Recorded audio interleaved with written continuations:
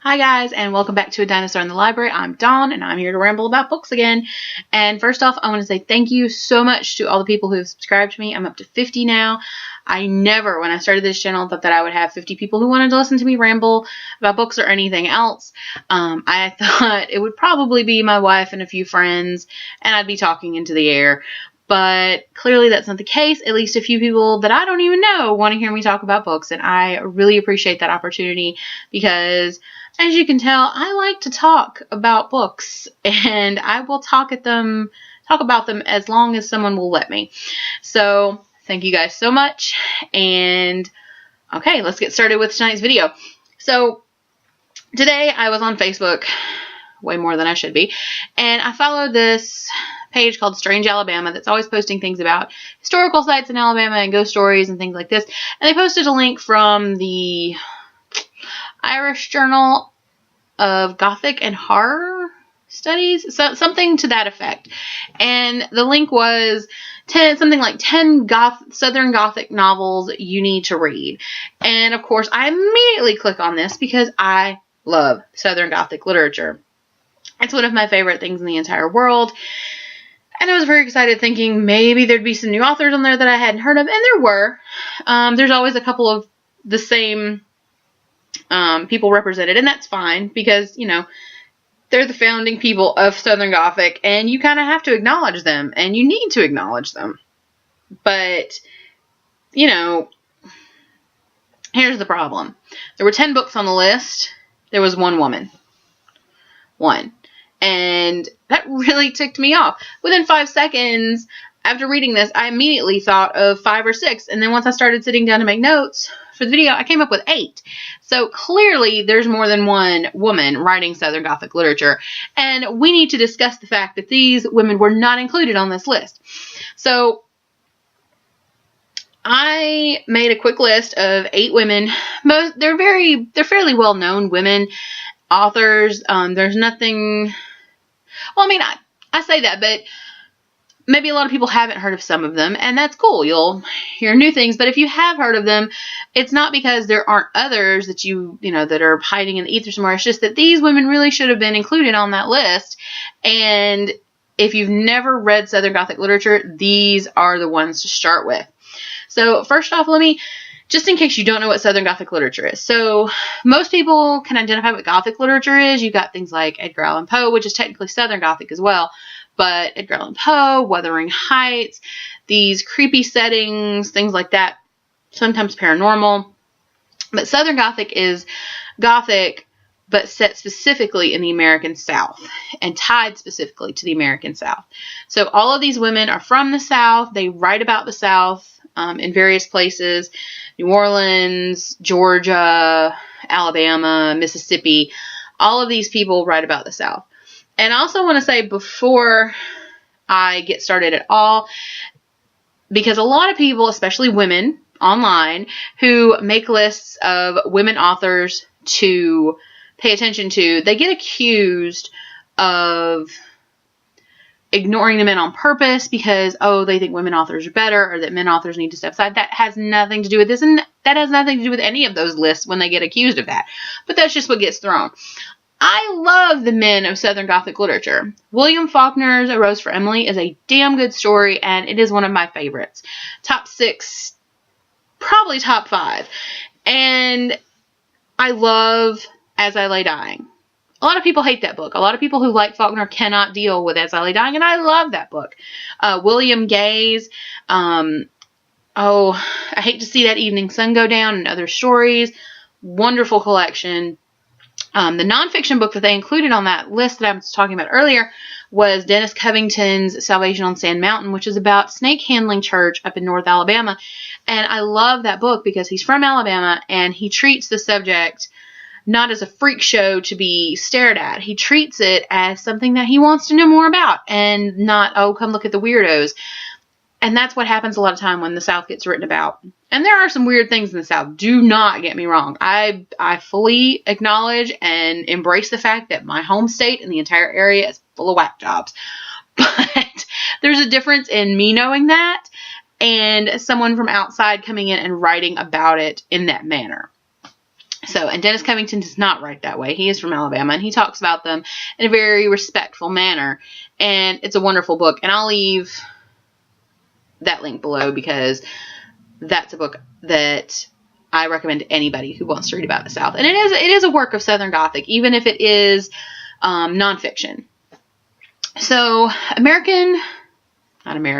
Southern Gothic literature has a lot of markers in it, and not all Southern Gothic literature has all of these, but they will at least have some of them. So you have deeply flawed characters, deeply weird, eccentric, damaged characters, also decaying, derelict settings, grotesque situations. You'll a lot of times have strange violence, or you'll have a lot of things tied in with racism, alienation, poverty, especially, mental illness, different things, rape. A lot of these things will get covered in these stories that other writers don't really want to touch. And that's not so much true now, but especially when Southern Gothic was really taking off, it covered a lot of things that some people didn't really want to talk about in short stories. So you get them in these stories, and you get them in these weird situations, these weird towns, and these weird houses with these really weird and damaged people. And it's just brilliant, right? So I picked 8 women, and I'm going to say this right off the top. This is a very whitewashed list, and I don't like that.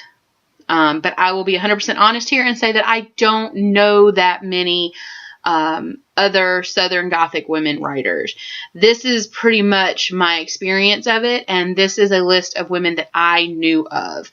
This is not a list of, these are the only women in Southern Gothic and you need to read them and only them. No. There are plenty of women writers out there, and I guarantee you there are multiple women of color who write this sort of literature, but I don't know them. And if any of you do, please let me know below, because I would love to read them.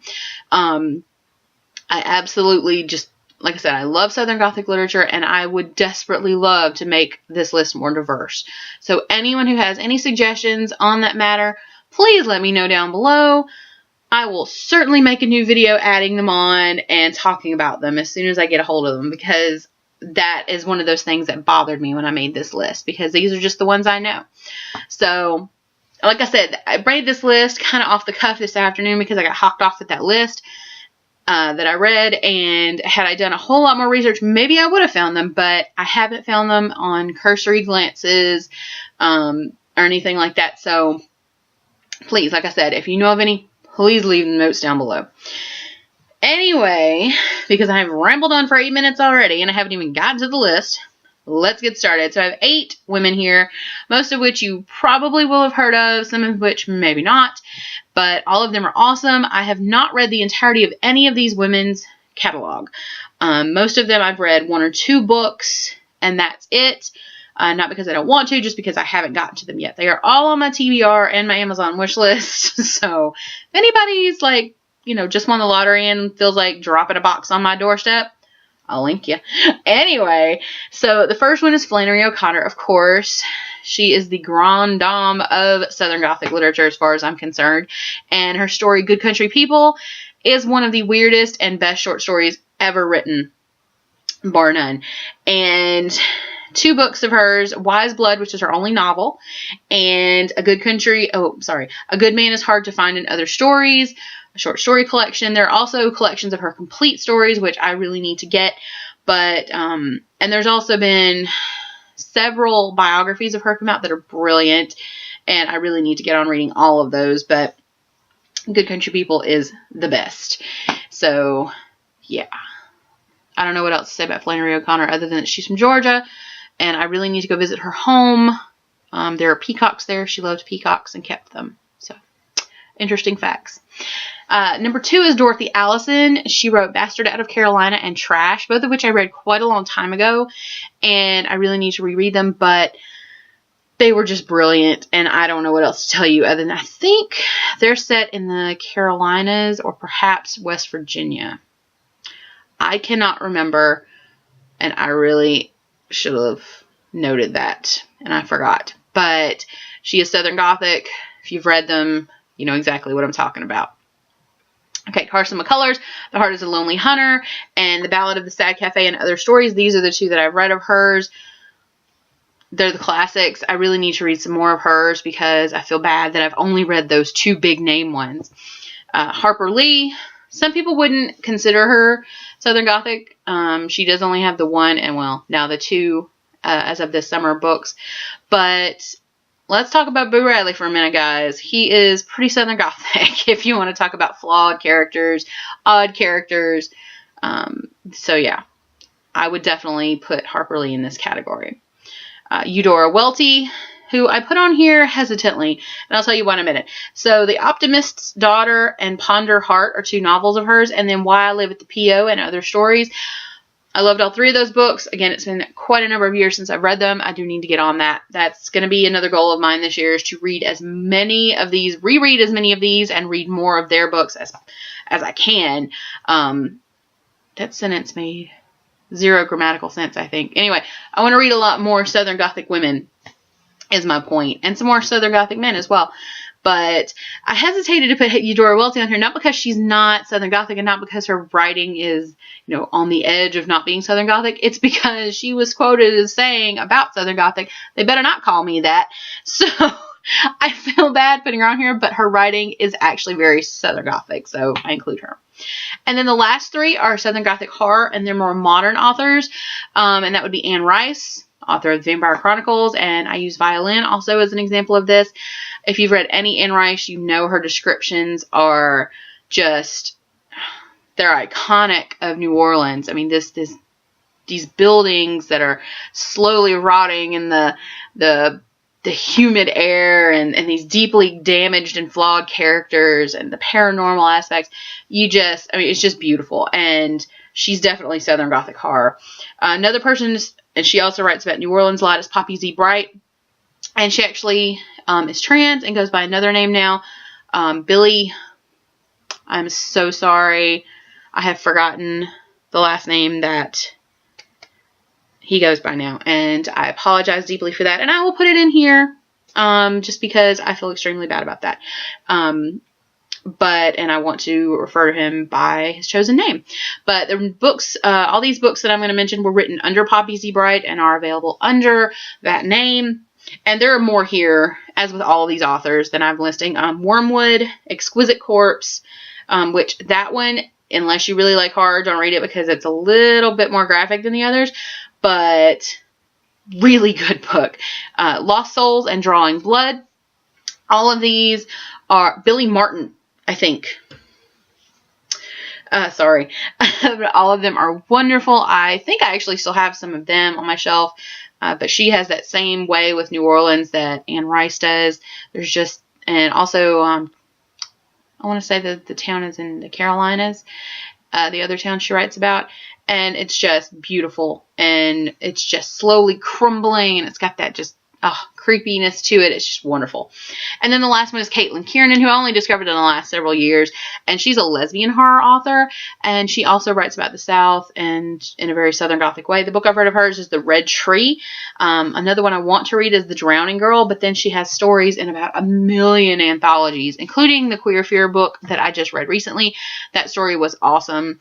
I did with the ghost, and there was just the level of description of the buildings and the characters and the ghost itself was just beyond my comprehension and awesome. So that was my list of 8. And like I said before, that was an extremely whitewashed list. All of these women are white. And I know there have got to be some out there. I almost put Zora Neale Hurston on this list, but I'm not sure she would be considered Southern Gothic. Some of Toni Morrison's, I think, would be. Beloved, I think, might, if it, at the very least, it would hover on the edge of Southern Gothic. But I hesitated to put them on there because not because of their color, but because I wasn't really sure I would consider them Southern Gothic. But please, if you know of some Southern Gothic writers or, anything you want to talk about these authors, please let me know below. I welcome the chance to expand my reading horizons, especially in Southern Gothic literature, because it is so awesome. And I'm sorry that this video was so scattered and that I rambled and went completely scatterbrained, but the list hocked me off this afternoon, and I really wanted to get my thoughts out about this. So I'll leave the link down below to the original link that I read, and I'm going to try to remember to do a blog post to go with this one so I can list all the books, and the description box will be like 10 miles long. But I think that's pretty much all I had to say about that. I hope you guys enjoyed hearing me run off at the mouth about this, as scattered as it was, and I hope to see you in the next video. Bye, guys.